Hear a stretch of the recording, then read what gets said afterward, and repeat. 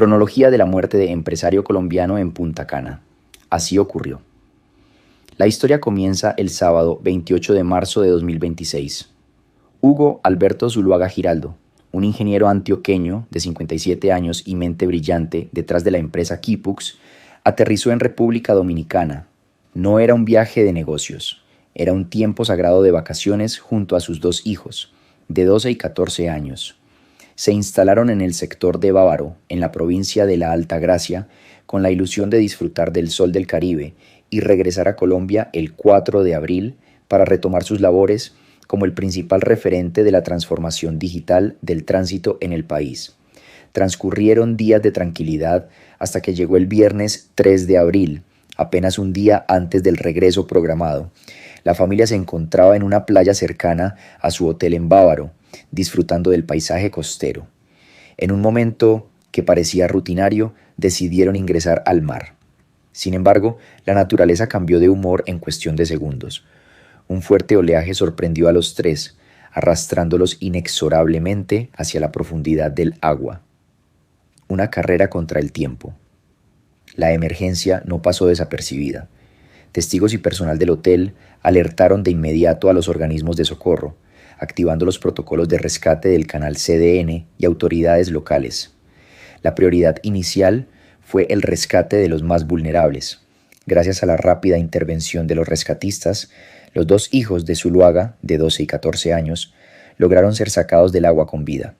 Pero la angustia apenas comenzaba para el empresario. Mientras sus hijos eran puestos a salvo, la figura de Hugo desapareció entre la corriente. Siguieron 40 minutos de una búsqueda desesperada. El mar, que inicialmente era un escenario de descanso, se convirtió en el epicentro de una tragedia nacional para Colombia. Finalmente, los rescatistas localizaron el cuerpo del ingeniero aproximadamente 40 minutos después de que la ola lo arrastrara. Aunque fue recuperado, su estado ya era extremadamente crítico. El esfuerzo médico final. Una vez en la orilla, el personal médico le brindó los primeros auxilios de emergencia. Fue subido rápidamente a una ambulancia con destino al hospital Hospite en Bávaro. Los reportes indican que los paramédicos lucharon por estabilizarlo durante el traslado, pero la gravedad de su condición era irreversible. Poco después de su ingreso al centro asistencial, los médicos confirmaron lo que nadie quería escuchar. Hugo Zuluaga había fallecido. Posteriormente, los análisis médicos y el informe del Diario Libre arrojaron luz sobre el deceso. La causa oficial fue una hipoxia cerebral derivada de asfixia por inmersión. Esto significa que durante el tiempo que estuvo bajo el agua, su cerebro dejó de recibir el oxígeno necesario, provocando un daño fatal en cuestión de minutos.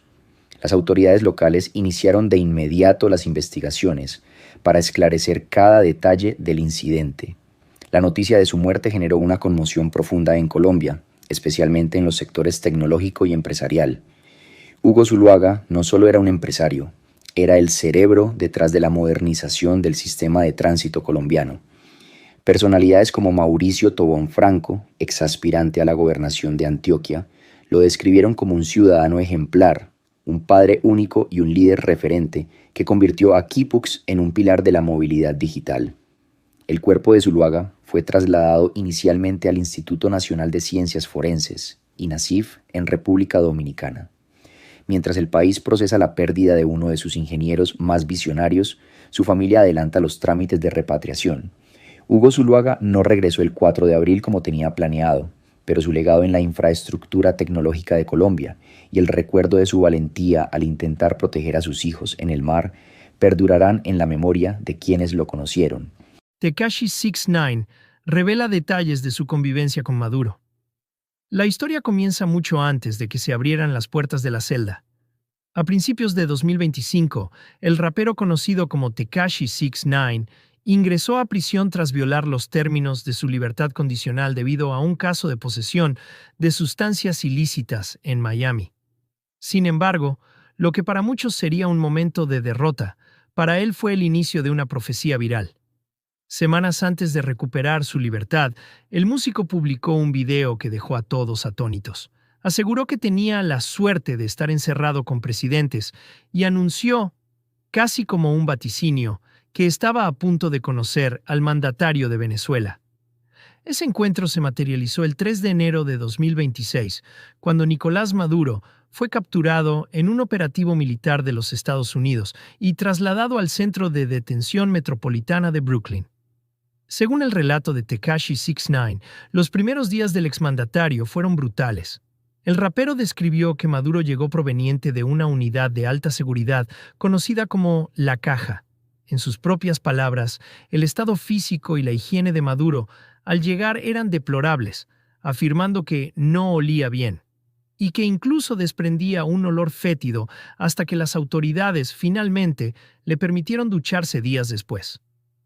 Al notar que el líder venezolano se veía visiblemente afectado por su situación judicial y el encierro, Tekashi 69 decidió romper el hielo. En un gesto de inesperada camaradería carcelaria, se acercó a él y le dijo: «Oye, cualquier cosa que necesites, yo te ayudo». Esta apertura dio paso a largas conversaciones donde, según el rapero, Maduro le confesó detalles íntimos de su captura. Le relató cómo el ejército americano irrumpió en su casa en Venezuela en una operación que el mandatario calificó como una locura. La convivencia se volvió cotidiana debido a la estrecha distribución del penal. Tekashi 69 reveló que sus camas estaban ubicadas exactamente una frente a la otra, lo que facilitaba que hablaran a diario. En un curioso juego de sillas musicales carcelarias, el rapero explicó que Maduro terminó durmiendo en una cama que él mismo había ocupado en 2025. Mientras tanto, el músico se trasladó a la litera que acababa de dejar vacante el productor Sean Diddy Combs. La rutina diaria de este binomio improbable comenzaba muy temprano. A las 4:00 de la mañana, ambos ya estaban despiertos para sintonizar la programación de Telemundo. Empezaban el día viendo el programa matutino Hoy Día y, según el rapero, la televisión permanecía encendida durante toda la jornada. El momento de mayor conexión con el resto de la población penal ocurría por las tardes, cuando todos, incluido Maduro, se concentraban para ver la narcoserie El Señor de los Cielos. Tekashi 69 juró ante las cámaras que el exmandatario es un fanático ferviente de la historia de Aurelio Casillas. Antes de que el rapero obtuviera su libertad el pasado 3 de abril de 2026, quiso llevarse un recuerdo de lo que él llamó un encuentro legendario. Logró que Maduro le firmara un peluche de Bob Esponja, el cual mostró con orgullo a su salida de prisión. El autógrafo, escrito a mano, decía: «Maduro, 2 de abril. Venezuela por siempre, 69-101». Finalmente, tras cumplir sus 90 días de condena, Tekashi 69 reapareció en un stream con Adin Ross para contarle al mundo su versión de los hechos. A pesar de las críticas de la comunidad venezolana, que lo acusan de frivolizar la figura de un dictador, el músico se defendió diciendo que él no es político, sino un artista que simplemente compartió su realidad tras las rejas. Concluyó su relato asegurando con total convicción: «Te lo juro por lo más sagrado que Maduro está viendo este programa, ahora mismo desde su celda.